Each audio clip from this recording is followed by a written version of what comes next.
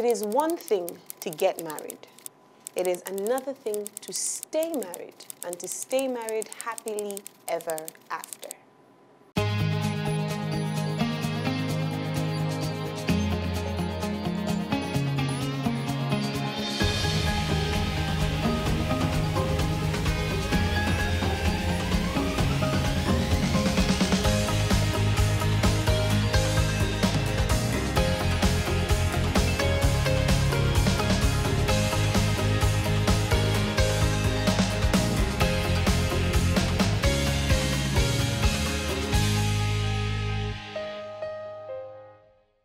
Saying those two words, I do, is just the first step in the marital process. But what does it take to still keep saying I do and to mean it many years down the line? You are welcome to Chapters. And on today's episode, we are talking about marriage. But I'm particularly excited because I would say that it is through the perspective of a man. Yes, not the woman, but the men. And my guest for today has written a book called Marriage for Better for Us, not worse, for us. Marriage for Better for Us. He's Mr. Nnamdi Oboli, an optometrist, and also he manages the career of his wife, Nollywood actress Nnamdi Oboli. It is so nice to have you here, nice sir. Being here too, as well. I know that I tried to get you last season. It didn't work out, so yeah. I'm so happy that you're here this time. I came across your book. One of those times when I go to those bookshops to find books, and I saw it. And the first thing that truly caught my attention was, a man wrote a book on marriage. Ah. And then I said, oh, this must be a very interesting book. And I read it, and like I read all of my books for Chapters, almost like a textbook. Yeah, I can see that. And I'm just, for me, marriage is one of those topics that we can never finish talking about. Because really, it's one of those things that I think that we think we know about. Yeah, it's not exhaustive at all. It's not, but we really don't know. And let me just read a quote from the foreword written by your pastor, Pastor Paul Adifarasin. And he says, as it is for almost every great achievement in life, there are secrets, principles, steps, and keys of knowledge that will make marriage a successful endeavor. And I think that in the 19 chapters of your book, you've written, truly speaking, principles and secrets and all of that. But let's start from the beginning. What made you decide to write? Is this your first book? And what made you decide to write a book on marriage? Well, this is my first book. The reason why I wrote it was because I'd spoken to many people and I'd been giving counsel to many couples as well. And going by the experience I had with listening to everybody, I saw there was a disconnect between what the purpose of marriage, the understanding of marriage from the couples, and then the actual result of what their understanding is. So trying to connect all the dots, and I realized, look, I wasn't even told this as well. I had to, grab my way and feel my way through marriage. But I had a guiding light, which was using the Word. As a Christian, the Bible was my foundation, and I said, look, everything came from the Bible. So why am I trying to redefine it based on the societal values or whatever, which are, the societal values change over time. But God's Word is the same. It remains the same over time. So why don't we just go back to the manufacturer, as I said, and let him tell us exactly what it is. Then let's see what it is. What's the disconnect between us obeying and not obeying? Yeah. And then we blame him or blame ourselves or whatever it is when we don't even take the instructions. Okay. So let's start from the beginning, and you've laid the foundation. It is the Word of God, and your chapter 2 talked about in the beginning. Yes. So from your study and from your search, what is marriage? Marriage is God's way of showing us exactly his relationship between the church and Christ. Now that linkage, if we don't understand what his general plan, because everything has a purpose. Marriage has a purpose on its own. So we look at the first thing, man is not good that man should be alone. God is saying it is not good. He hasn't done anything bad or anything, but he's saying it's not good that man should be good. And then down the line you hear, a man who finds a wife finds a good thing. And it struck me, wow, that means this is what God wanted at the end of this. So when we begin to mirror all that, in terms of my book, and it was based on the fact that I needed to connect the good part of understanding of marriage, because it could be a bad thing, but what could make marriage a bad thing when God declared it a good thing? Then that's what made me try and connect all the dots and present it to people in a way that they can see it and begin to work backwards towards the foundation to be able to know what marriage is all about. My book is written from a perspective of men taking responsibility because they are the leaders of the home. So the husband has to be the one that the buck starts with him. He has to have a proper understanding of, before we start blaming the women. It's when you've done all that is to do, then you can now, okay, this is where the problem is. But you can't do that if you haven't taken responsibility first. But taking a cue from your book, I like your chapter 3, How Do I Find My Life Partner? The first thing you said was, before you can find a befitting wife or husband, you must first know enough about yourself. And I think that is in itself the foundation. Many times you come to it saying, oh, this person will complete me, this person, and I wish there's a way for that. But how do you do this search of, what did you mean by knowing enough about yourself before you then get into that coupling process? The good thing about it is that people say, I don't know myself. That's not true. You know yourself. You've not taken time to assess yourself. Because if you say, I don't know myself, then you're basically saying God is wrong in judging you because he knows he's a righteous judge. And he's going to judge you based on the fact that you know what you have done. So nobody can have that excuse. So you can assess yourself properly. You know what your fears are. You know what your insecurities are. You know what you are lying about to the girl. You're presenting something. One of the things I did was, as a non-Christian, we had this mysterious way we had to present ourselves to the girl so that she doesn't really know too much. But what I did was, when I met my wife, I stripped myself of everything called mystery. So that means you literally told her everything? Because I didn't want her to get married to a fictitious character. I wanted someone that knew me for who I was. I knew my fears and all that. So I laid it bare, and she accepted that. That doesn't sound very, number one, masculine. Manly. That's what I was looking for. Because also there's the fear of being vulnerable. And you feel like by the time you tell the woman everything, respect is gone, you know. How did you come to that point?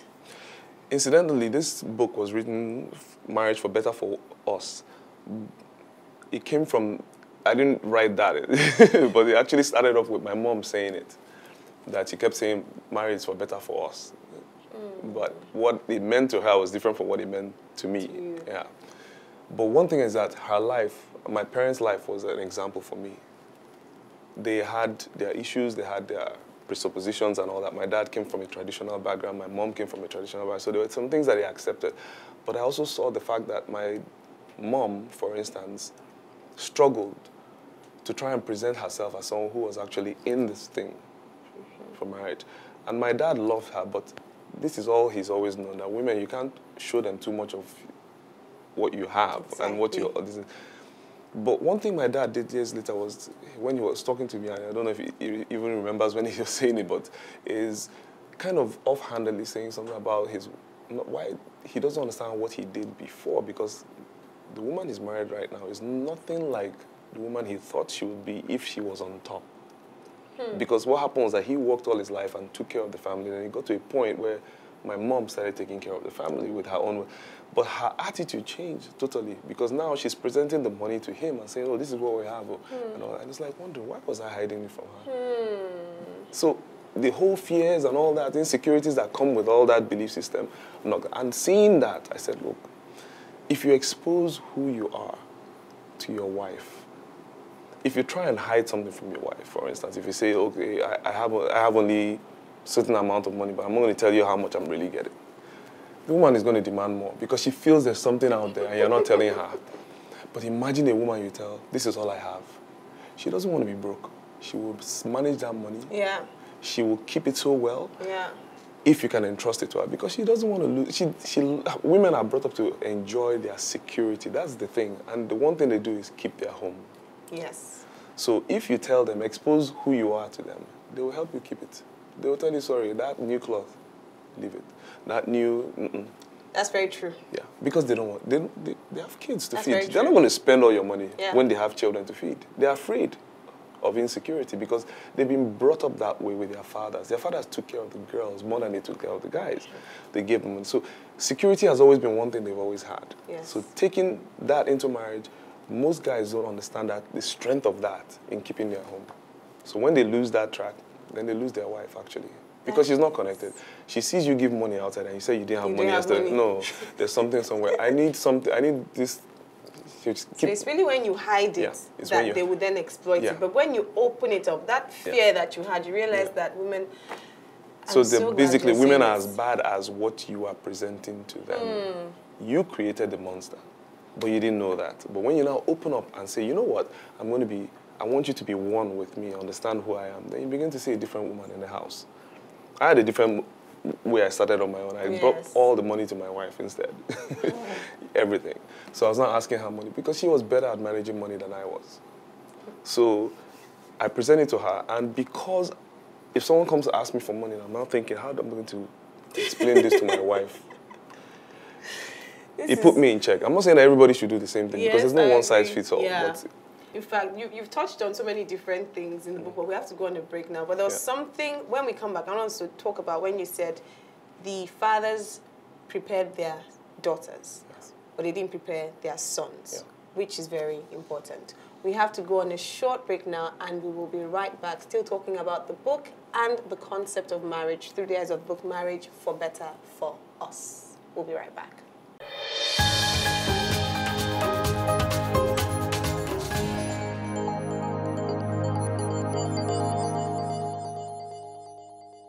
You're welcome back to Chapters, and on today's episode, we are talking about making marriage work. My special guest is still Mr. Nnamdi Oboli. Thank you once again. I'm just excited with you being here. And before we went on the break, I said we'll come back and talk about your chapter 4, which you titled, What Women Are Taught That Men Aren't Taught. What was your motive in writing this chapter? it's more of the way we ignore the male child. Yes.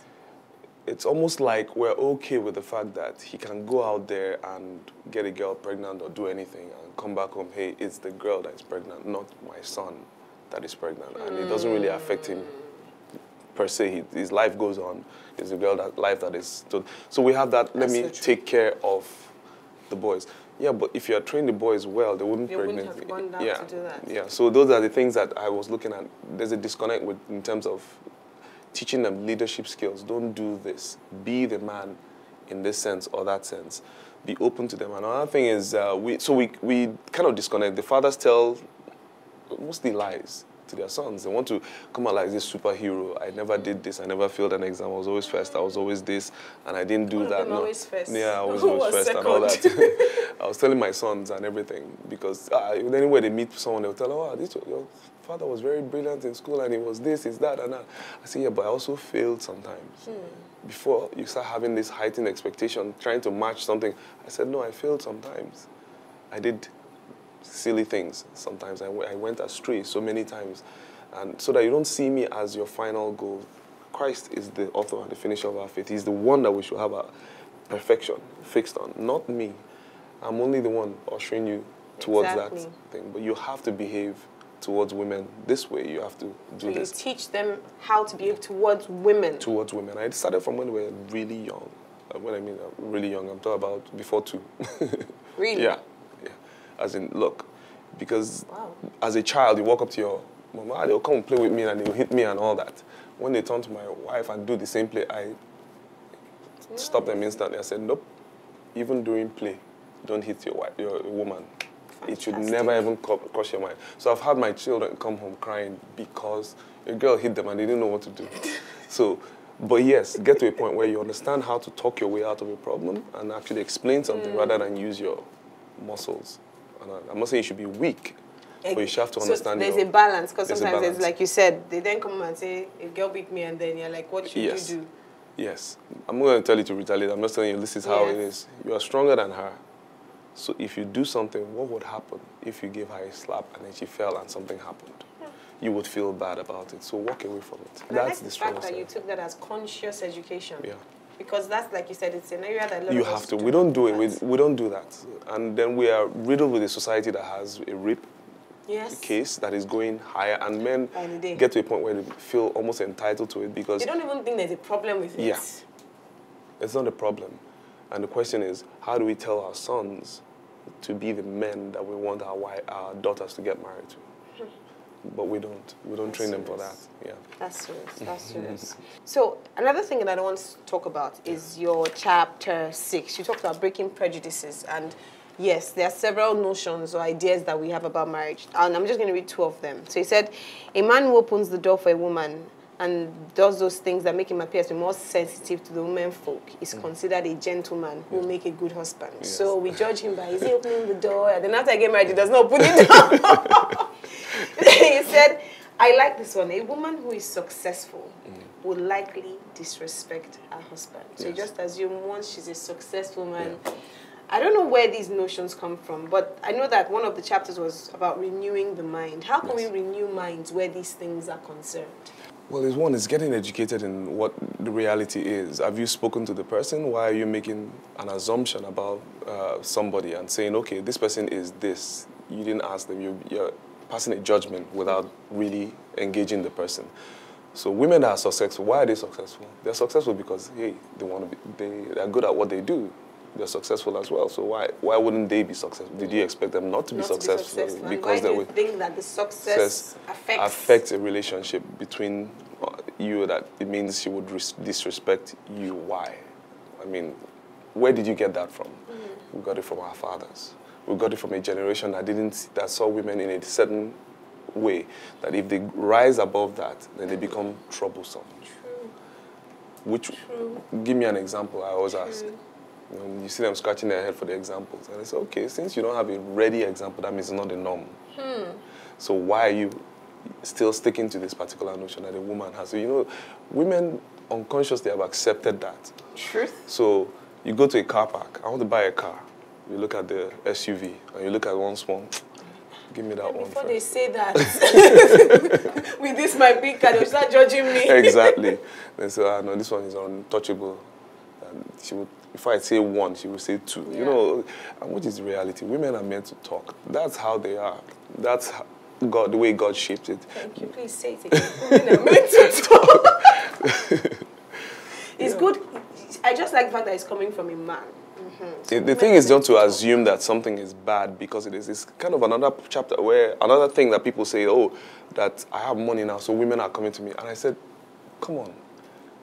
You teach your daughters for a certain lifestyle, and you teach them security, and that these are things that men should provide for them. And then finally, he sees a successful man, and he goes for the successful man. I said, how many of you as fathers who want your child, your daughter, to bring a very broke, miserable guy to the house? But you berate a girl who comes to you because you're successful. I said, look at it in one way. You can either look at it in a negative way or a positive way. I said, look, God, thank God that you've been blessed so much that you have a lot of women to choose the right one from when the poor guy doesn't have it. While instead of looking at them as the problem, that this is, they said, no, you don't have to follow up on that. That's interesting. Those are the different prejudices that we have. Like, oh, that woman is loose because you found her somewhere. Or she approached you first. And then there's a problem. There's a problem because how could she be so bold to approach you? That means she's loose. She must have done it to 10. No, maybe you are the first. Maybe you're not the first, but doesn't really define who she is based on those particular things. So, and it really just goes back to don't judge a book by the cover. No, you don't. You have to read it. Truly, everything you've said is really so important. And it's really that place of education. And learning and unlearning, which is not easy, especially when, I mean, people get married in their 30s and their 20s, when you are set in your ways, and then you're asking me to come and learn something that I've learned for 30-something years of my life. But this is part of the learning process as well. But we need to go on a break now. And when we come back, I want us to go into those deep issues. Romance, the 3-letter word, sex, in marriage. And that is another area as well, and then trust. And I liked how you talked about trust in the book, but we have to go on a short break now. So when we come back, some very hot topics as regards marriage and making marriage work. We'll be right back.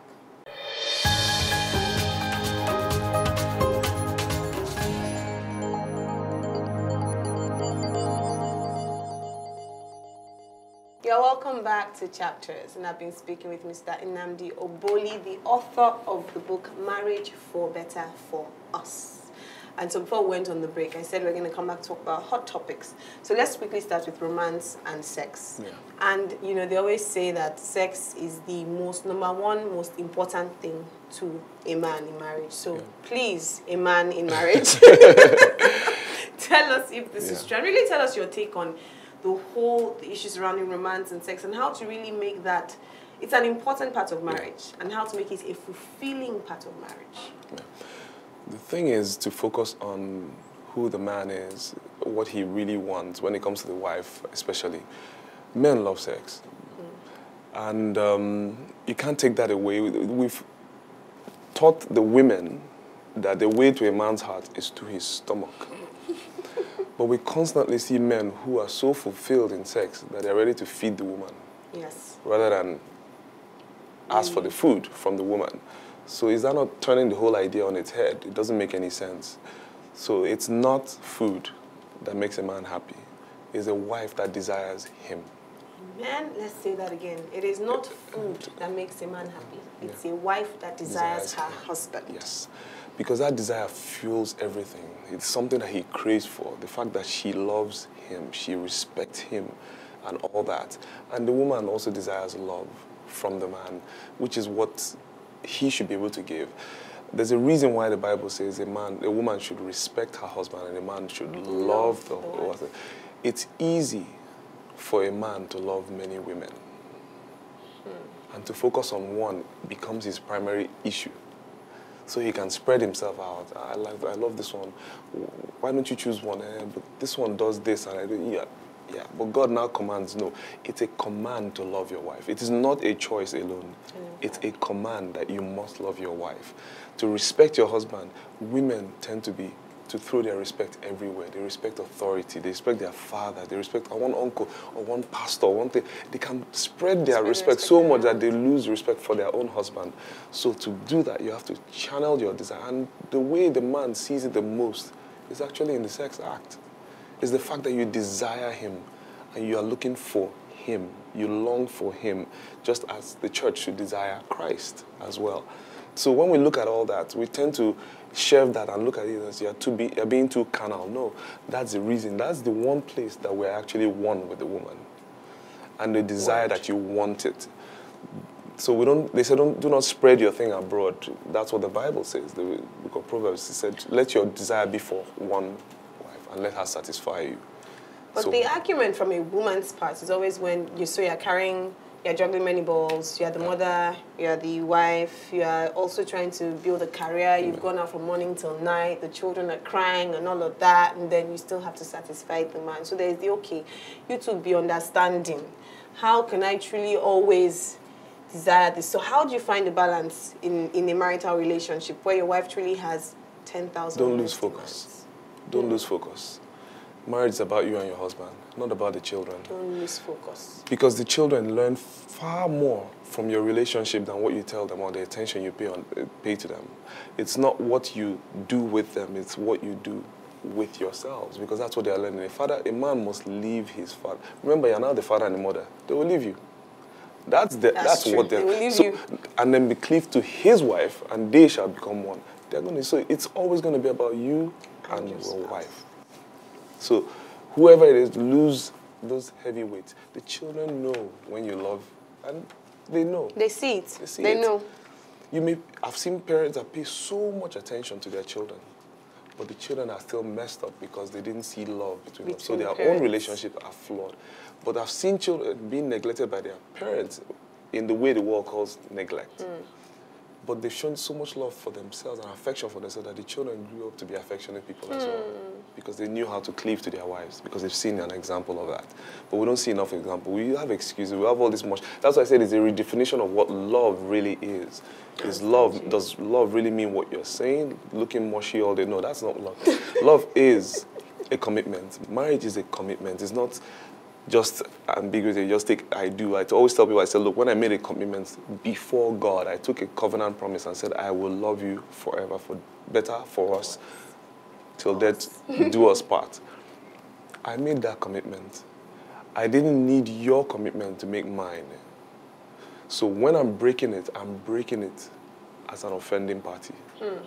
So don't use that Yes, person's I remember. excuse. Yes, and you always said in the book that it wasn't about what, it's not about what the person did, what the person does. She had an affair, so I'm going to have an affair. He had an affair, so I'm going to have an affair. He did this, so no. You made a covenant with God. With God. So keep yours, because you're not going to have that excuse before God to explain why you broke yours. And it's never, God is not going to take it, because we've seen that pattern. The woman that you gave me, see what she did. Then the woman blamed the serpent. But God said, yeah, punish the serpent, punish the woman, and punish you. So you're all going to stand before God. So why are you taking somebody else's burden on yourself? Live your own perfect marriage. Love your wife. Respect your husband. And your husband has to see that desire for himself. Because if he doesn't, if he comes home every day, you're busy springing around, cooking food, doing everything, and you don't have attention. You don't pay for him. You've lost him. He will seek it outside somewhere. Is that an excuse for him to seek it outside? No. He's responsible for his own bad actions. But sex is good for a relationship. It builds so much more than that. And don't make it so mechanical or so passive. Let it be something that you really cherish. Let both of you know that it's your time together that you say, wow, I really want this. Pretend if you have to. But coming from you now.